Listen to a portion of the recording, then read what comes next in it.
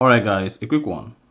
Here, I'll detail how to turn off auto blocker in Samsung. So if you want to disable or turn off auto blocker on your Samsung Galaxy phone, then here's a video for you. So if I don't know this, if you found this offer informative, please don't forget to like and then subscribe.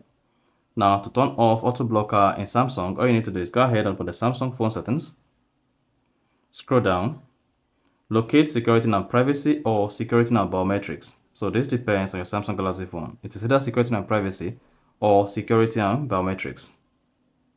Once you click on that, scroll down, locate auto blocker and click on it.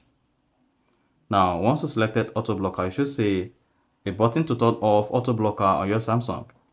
Now, to turn off auto blocker, just disable this. Then you spot that says turn off auto blocker. Auto blocker keep your phone safe by blocking threat and other suspicious activity. To block it, to turn it off, click on turn off. Then you should see auto blocker turn off and then you're good. So that is basically how to turn off auto blocker in Samsung.